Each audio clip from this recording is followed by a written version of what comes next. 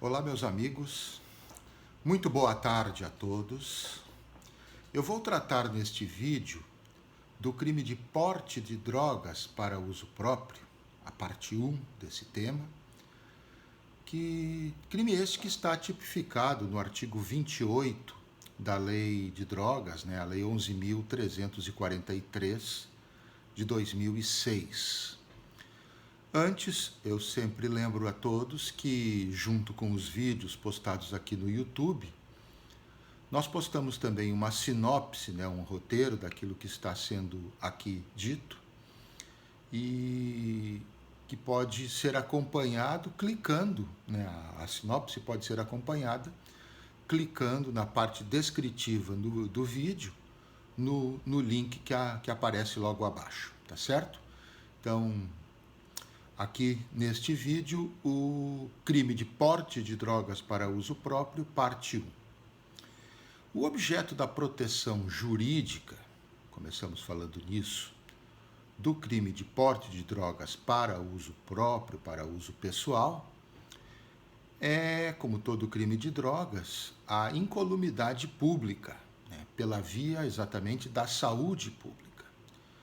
Por quê? Porque a ideia contida na repressão ao uso de drogas, a portar para usar, embora não haja necessariamente no artigo 28 o núcleo usar, mas a ideia contida na repressão ao uso de drogas é a de que o uso acaba sempre por estimular toda a cadeia produtiva e mercantil de entorpecentes, contribuindo, então, dessa forma para que a incolumidade pública seja colocada em risco. Então, a ideia do legislador, em linhas gerais, é que se coibir o uso, automaticamente erradicando ou diminuindo o consumo de drogas, a própria cadeia produtiva e de comércio de entorpecentes acaba não se sustentando. Então, por isso que até hoje, ainda na legislação penal brasileira, nós temos o crime tipificado como conduta criminosa, o porte para uso pessoal.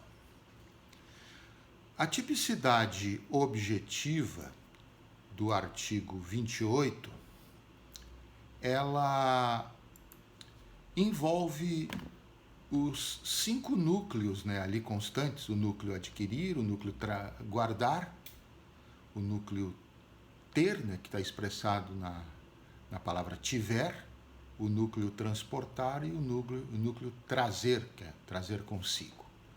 Então vamos lá, adquirir significa comprar, comprar a droga, comprar a substância para uso pessoal. Guardar tem o sentido de colocar a droga a salvo em algum lugar, pôr a droga a salvo em algum lugar. Quem tiver em depósito, quer dizer, o núcleo ter em depósito, ele tem o sentido de colocar o produto de uma maneira armazenada, armazenar o produto, ter o produto armazenado de alguma forma. Transportar tem o sentido de levar o produto, a substância, de um lugar para outro. E trazer, que significa trazer consigo, quer dizer levar a droga junto ao seu corpo ou junto às suas vestes. Então, esse é o sentido da expressão, ou melhor, da nuclearidade contida no tipo penal do artigo 28. E quando nós falamos em adquirir, guardar, ter em depósito, transportar ou trazer consigo, do que nós estamos falando? Estamos falando de drogas. Então, o agente, ele adquire, ele guarda, ele traz, ele tem em depósito, ele transporta, ele traz consigo drogas. Drogas que são substâncias entorpecentes, que causam dependência, e que são todas elas reportadas na portaria número 344 de 12 de maio de 1998, da então Secretaria Nacional de Vigilância Sanitária. Como a gente pode perceber, o artigo 28 trata-se de norma penal em branco, já que precisa, o artigo 28 ser complementado por uma outra norma, que no caso é exatamente a portaria 344 da Secretaria Nacional de Vigilância Sanitária. Com que propósito a gente, então, adquire, guarda, tem em depósito, transporta, traz consigo essa droga? Para consumo pessoal. O artigo 28 é o crime que tipifica a conduta de portar a droga para o próprio agente consumir. Se for para repassar a terceiro, entregar para outra pessoa, ainda que gratuitamente, nós vamos estar no crime de tráfico de drogas lá do artigo 33.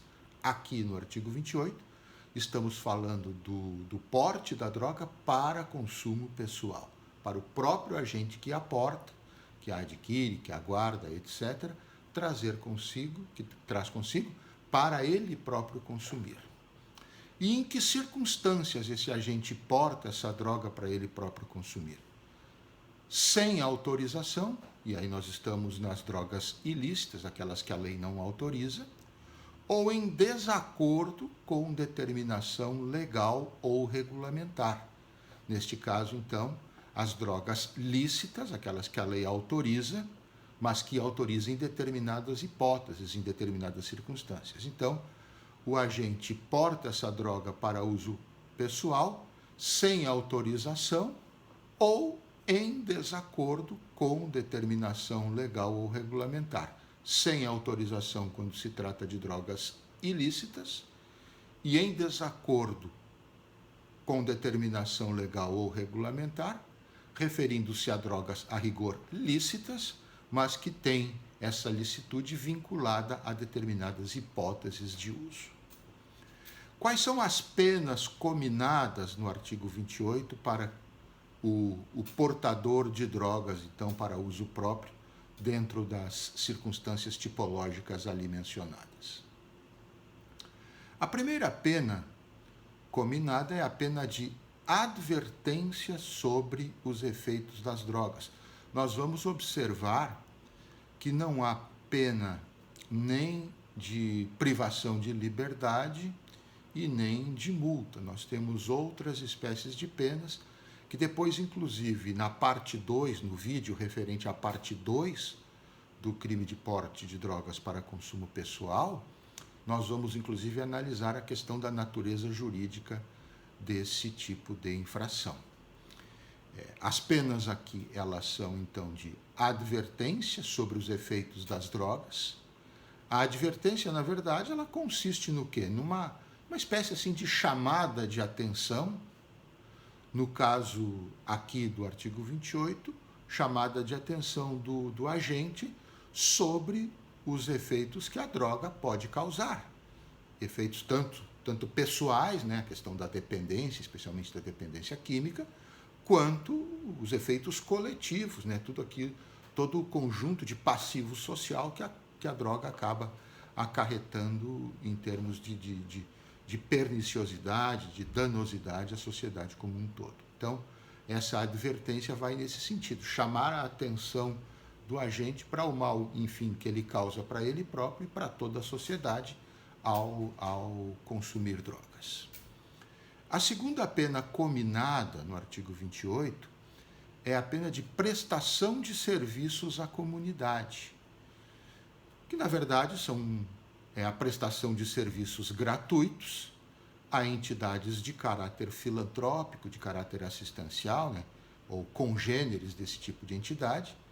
E essas entidades, elas não podem possuir finalidade de lucro para serem beneficiárias desses serviços prestados pelo agente quando condenado a tanto. E entendemos também, aqui particularmente na questão da prestação de serviços à comunidade, entendemos que não pode ser, inclusive, para a entidade pública, como acontece, por exemplo, lá no artigo 46 do Código Penal, em relação às prestações de serviços à comunidade ou entidade pública, Aqui o legislador fala exclusivamente em prestação de serviços à comunidade, né? Então, como lá no 46, parágrafo 2º, está escrito expressamente na partezinha final a previsão de serviços a entes estatais, aqui não tem essa previsão. Então, nós entendemos que, dentro do ponto de vista da legalidade da pena, só pode ser mesmo para entidades da sociedade civil organizada, né, que tenham esse caráter filantrópico assistencial, sem finalidade de lucro, mas não a entidades públicas.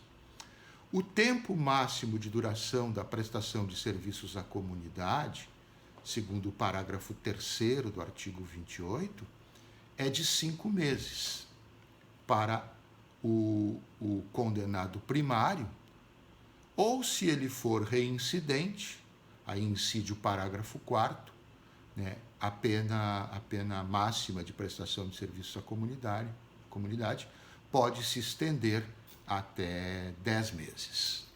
Então, 5 meses para primários e 10 meses para reincidente, regras do parágrafo 3º e do parágrafo 4º do mesmo artigo 28. A terceira pena cominada, né, é a medida educativa de comparecimento a programa ou curso educativo, que na verdade é uma medida que tem por objetivo, genericamente falando, prevenir o uso de drogas através de acesso pela pessoa do usuário, que nesse caso é o agente ativo do crime, né? De acesso dele a informações mais completas, né, de formas mais detalhadas, mais pormenorizadas, através do programa ou através do curso, sobre os efeitos produzidos pelo consumo de drogas. Diferencia um pouquinho da advertência, porque a advertência é uma coisa mais superficial, enquanto essa terceira pena da medida educativa de comparecimento a programa e curso educativo envolve realmente algo mais profundo, algo mais orgânico, algo de maior caráter didático, digamos assim. A pena de medida educativa de comparecimento a programa ou curso educativo, ela também terá sua duração máxima de 5 meses, se o condenado for primário, ou de 10 meses, se ele for reincidente, valendo-se aqui das mesmas regras estabelecidas pelos parágrafos 3º e 4º do artigo 28. O parágrafo 1º, ele trata das chamadas condutas equiparadas, né? Equiparadas, obviamente, ao caput do artigo. Então, são equiparadas aquelas condutas tipificadas no caput, essas do parágrafo 1º, que são os núcleos semear, cultivar ou colher plantas destinadas à preparação de pequena quantidade de substância ou produto capaz de causar dependência física ou psíquica. Semear tem um sentido, né? Quer dizer lançar a semente ao solo ou nele introduzi-la, né? Quando a gente semeia, a gente atira, lança essa semente ao solo ou introduz essa semente no solo, numa pequena cova, num pequeno buraquinho que se cave para fazer o plantio ali. Então, semear significa lançar ou colocar a semente no solo. Cultivar significa, em linhas gerais, cuidar da planta, mantê-la sob sua vigilância, regar, enfim, ter os cuidados necessários para o desenvolvimento da planta. E colher significa retirar a planta da terra, ou pelo menos no todo ou em parte, né, apanhar a planta para, a partir dali, produzir então a substância proibida. Então, os núcleos semear, cultivar ou colher plantas que sejam destinadas à preparação de pequena quantidade. Então, não é em grande escala. É uma plantinha num cantinho do quintal, uma plantinha num vaso, nada que permita uma produção em grande escala de produtos entorpecentes. Estamos falando em pequenas quantidades de substância ou produto capaz de causar dependência física ou psíquica. Um exemplo tradicional, né, é o cultivo de um pé de cannabis sativa, por exemplo, que é destinado, todos sabem, à produção da droga popularmente conhecida como maconha. Com relação à tipicidade subjetiva inerente ao crime de porte de drogas para uso pessoal, é um nome genérico que eu adotei aqui, a tipicidade subjetiva requer dolo específico, né? Porque qualquer uma dessas condutas incriminadas, ela somente dará ensejo ao crime do artigo 28 quando a droga, a substância, etc., for destinada especificamente para consumo pessoal. Se o objetivo, como eu disse, for de cultivar, de semear, de adquirir, de trazer consigo, de guardar, etc., para repasse à terceira pessoa, aí nós estamos falando do crime de tráfico lá do artigo 33. O crime de porte de drogas para uso pessoal, esse pressupõe o dolo específico de que aquela substância seja ou que venha a ser utilizada para o próprio agente consumir. Qualquer destinação diferente descarta a tipicidade subjetiva e aí o crime não é o do artigo 28. O sujeito ativo do crime 28 pode ser qualquer pessoa, né? Qualquer pessoa, a rigor, pode praticar qualquer daqueles núcleos com o objetivo de ele próprio consumir a droga, ela própria pessoa consumir a droga. E o sujeito passivo é a coletividade. Estamos falando de um crime contra a incolumidade pública, então acaba sendo um crime em que a vítima é a sociedade como um todo, porque toda ela, sociedade, precisa arcar com o passivo social que decorre exatamente dessa escalada de condutas relacionadas à drogadição, dentre as quais, tipificada pelo legislador, o porte para consumo pessoal. O momento consumativo, quando é que nós consideramos o crime do artigo 28 consumado? Quando o agente adquire a droga, pelo núcleo adquirir, naquele momento em que ele compra, quando ele pega a droga comprada, naquele momento ele consuma, então, o delito pela via do núcleo adquirir. Guardar, quando o agente consegue colocar a droga a salvo. Ter em depósito, no momento em que o agente armazena a droga. Transportar no momento em que ele inicia o deslocamento físico portando essa droga. E trazer consigo no momento em que ele retém a droga junto a seu corpo ou junto às suas vestes. Aqueles núcleos que a gente identifica lá no parágrafo 1º, que são equiparados. Semear, quando o agente lança ou introduz a semente no solo. Cultivar é uma conduta permanente, então enquanto ele estiver cuidando, regando, zelando para que a planta se desenvolva adequadamente, enquanto perdurar essa conduta, o núcleo cultivar está sendo realizado, portanto consumado. E colher no momento em que o agente retira a planta, né, colhe ela, apanha a planta, parcial ou totalmente. Pode ser arrancar a planta como um todo do solo, ou pode ser retirá-la parcialmente, né, uma folha, um galho, enfim.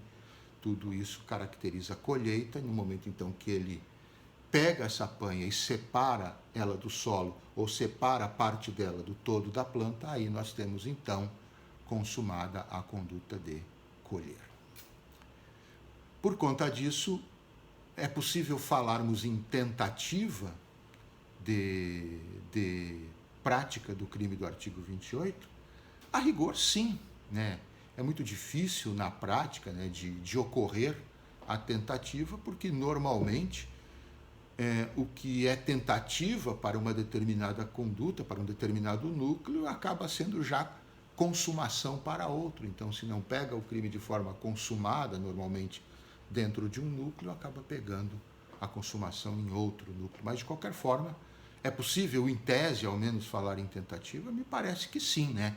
Adquirir, pelo núcleo adquirir, quando a gente inicia o processo de aquisição, mas ele é interceptado antes que ocorra a tradição, a entrega do produto para ele. Seria uma hipótese aí de nós falarmos em tentativa de aquisição. Guardar, quando a gente tenta pôr a droga a salvo, tenta colocá-la a salvo em algum lugar, mas por qualquer motivo ele é obstado antes de conseguir colocá-la a salvo. Na prática, como eu disse, é muito pouco provável que aconteça, mas numa elucubração em tese é possível pensar nisso.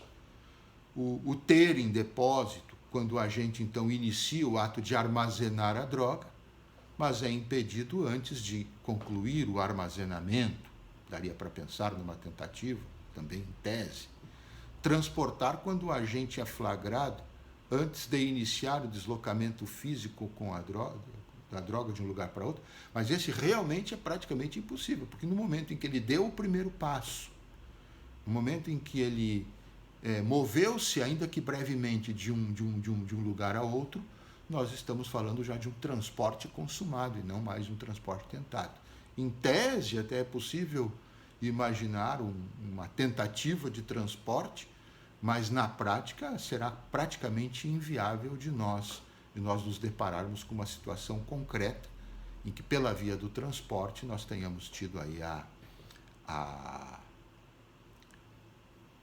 tentativa do crime do 28. E o trazer consigo, também em tese, né, quando o agente inicia o ato de colocar a droga junto a seu corpo ou às suas vestes, mas é impedido exatamente antes de concluir esse ato respectivo.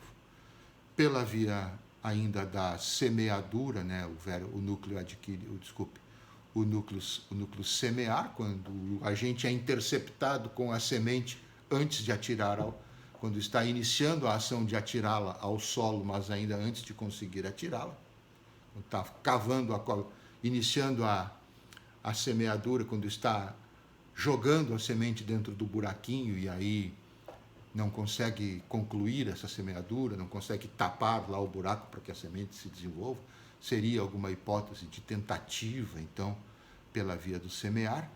Cultivar, como é crime permanente, praticamente não temos como pensar na tentativa de cultivar, porque a partir do momento em que a planta está plantada, o primeiro cuidado que se tenha, né, o simples olhar, o simples zelo, a primeira rega, já vai caracterizar um cultivo na forma consumada. E o colher, quando existe lá a droga plantada, que não tenha sido por ele nem semeada nem cultivada, e que ele, agente, tenha ido até lá de alguma maneira e tentado arrancar a planta ou tentado pegar um pedaço dela para si. E não tenha conseguido, porque naquele exato momento foi interceptado e não conseguiu concluir a conduta. Em tese é possível, mas como eu disse, né, qualquer perspectiva de tentativa do crime do artigo 28 é mais uma ilação em tese, porque realmente na prática é muito difícil, é quase impossível na maioria das vezes de acontecer, porque normalmente o que é tentativa para um determinado núcleo já terá sido forma consumada para outro.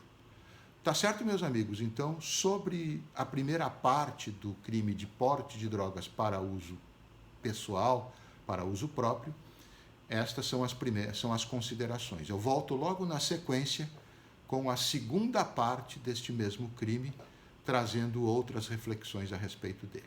Um abraço a todos e até lá.